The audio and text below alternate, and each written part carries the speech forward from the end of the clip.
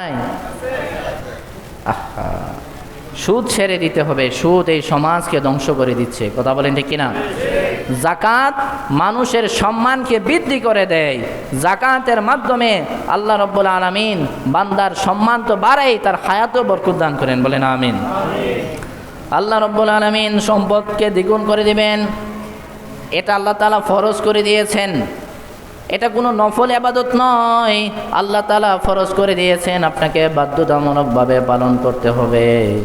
আল্লাহ তাআলা বলেন ওয়াফি আমওয়ালিহিম হাক্কুল লিসাইলি ওয়াল মাহরুম।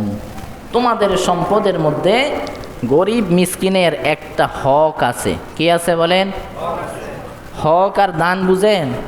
আপনি আমার থেকে 10 টাকা নিয়েছেন, এখন কি আমি বলবো ও চাচা টেয়া দান করেন, এই বেটা দেন, 2 দিন হয়েছে, এটা হলো হক আমার। তাহলে আপনার 1 লক্ষ টাকার মধ্যে 2,500 টাকা আপনার না। আপনি মনে করেন না যে আপনার ব্যাংকে আছে দেখে আপনার।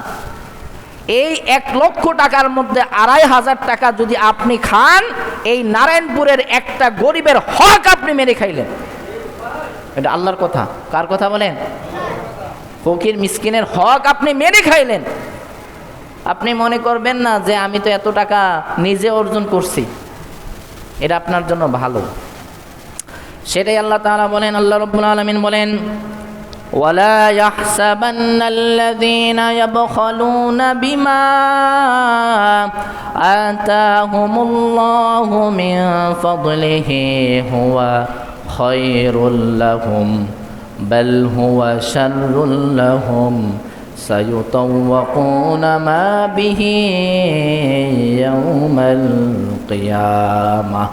আল্লাহ বলেন তোমরা যারা মনে করতেছো যে কৃপণতা করে যাকাত না দিয়ে এটা ভালো করছো, কে অনেকে মনে করে না যে যাকাত দিছি না কিসে, হুয়া খায়রুল লাহুম, এটা তোমাদের জন্য ভালো, একথা যারা মনে করছো তোমরা বোকা স্বর্গে বসবাস করছো। বাল হুয়া শাররুল লাহুম, এটা তোমাদের জন্য ক্ষতি হয়েছে।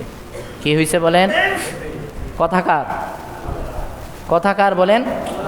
আল্লাহ বলেন কিয়ামতের ময়দানে সেই সম্পদকে আমি আল্লাহ তাআলা সাপ বানাইয়া তোমার গলার মধ্যে বেড়ি বানাই দেব। বলেন নাউজুবিল্লাহ। যাকাত না দিলে কি হবে শুনেন, দিলে তো সওয়াব হবে কিছু শুনলেন। যদি আপনি যাকাত না দেন, আল্লাহ রাব্বুল আলামিন বলেন ওয়াল্লাযীনা ইয়াকনিজুনা আয-যাহাবা ওয়াল ফিদ্দাতা ওয়ালা ইউনফিকুনাহা ফি সাবিলিল্লাহি ফাবাশশিরহুম বিআযাবিন আলীম।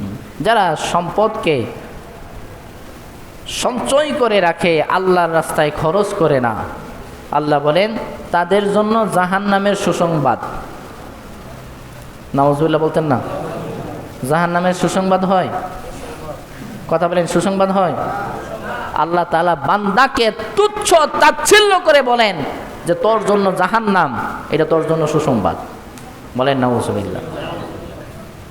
একজনের বাবা মারা গেছে, যদি বলি খুব সুশীল সংবাদ আছে, অমুকের বাবা মারা গেছে, আপনি কি বলবেন?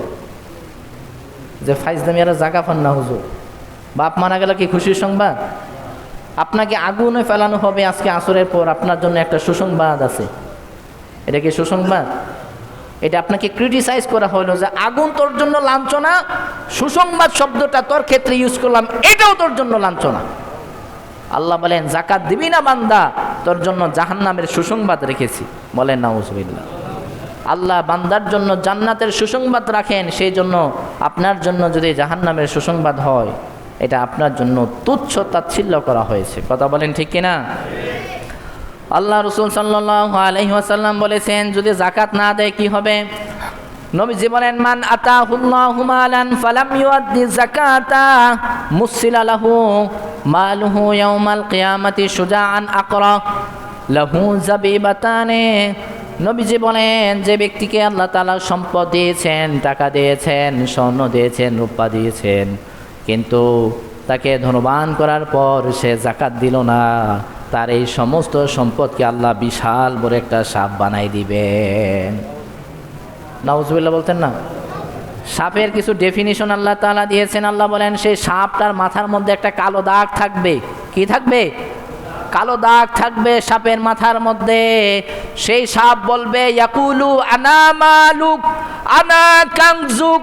সেই সাপ বলবে ও দুনিয়ার নাফরমান, দুনিয়ার মধ্যে তোকে আল্লাহ তাআলা টাকা দিয়েছিল, সম্পদ দিয়েছিল, যাকাত তুই দেস নাই। আজকে এই কিয়ামতের ময়দানে তোর গোটা জিন্দেগির সমস্ত অর্জিত সম্পদের মাধ্যমে আল্লাহ আমাকে একটা বিশাল সাপ বানাইছে।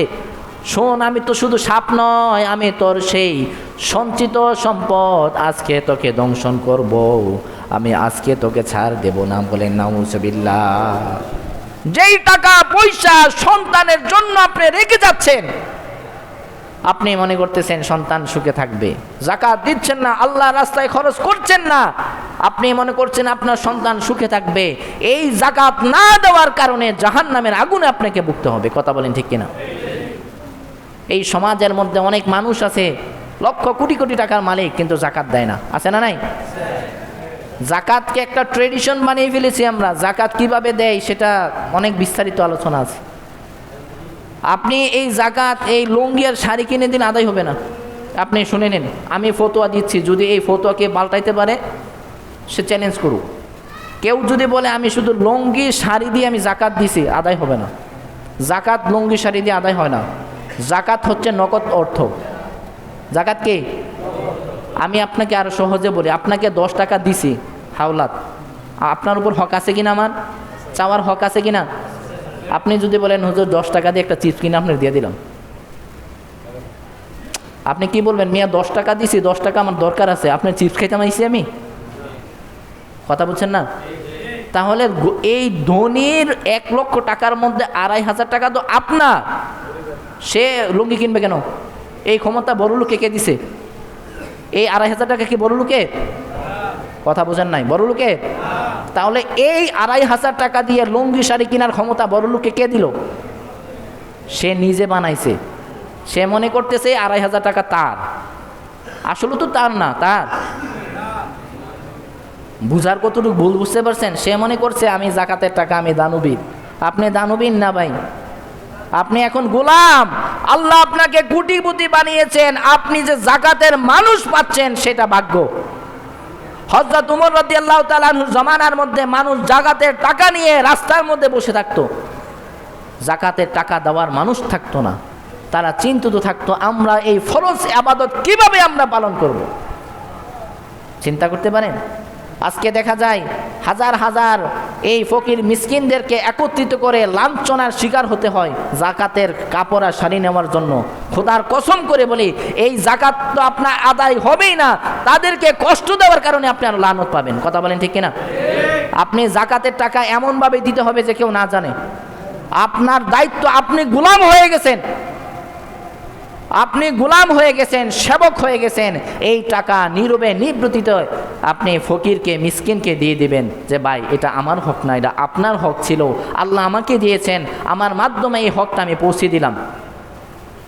কথা বুঝতে পারছেন? এই হক তো আপনার না। তাহলে আপনি এখানে ফুটানি করার কি আছে? আপনি ধনী হয়েছেন দেখে ফুটানি? আপনার উপর আল্লাহ ফরজ করে দিয়েছেন, সাবধান।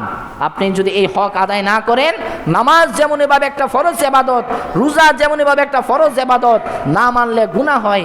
যাকাতের টাকা নিয়ম অনুযায়ী পালন না করার কারণে আর গুনাহ হবে। আপনাকে ফিক্সড করতে হবে, আপনি যদি আপনার 10,000 টাকা যাকাত আসে, আপনি মেন টাকা থেকে নিয়ত করবেন এটা আমার 10,000 টাকা যাকাতের। এই 10,000 টাকা যাকাত দেওয়ার পর আপনি যদি কোটি টাকাও দান করেন সেটা সদকা হবে। থাউকা হিসাব আছে না, যে মনে হয় 10-20 হাজার টাকা হবে। আপনি যদি আন্দাজ করে 1 কোটি টাকাও যাকাত দেন, আদায় হবে না। এই যে ফরজ ইবাদত, যেমন আন্দাজ করে আসরের নামাজ 6 রাকাত পড়াই নিলেন, হুজুর নামাজ যে সোয়াব, রমজানে নামাজ পড়লে যেই সোয়াব হুজুর, আসর নামাজ 4 রাকাত করে 12 রাকাত পড়ান। বলেন এটা কি আপনারা মানবেন? না আমি মানবো? তাহলে যাকাতের টাকা আল্লাহ আপনার উপর ফরজ করেছেন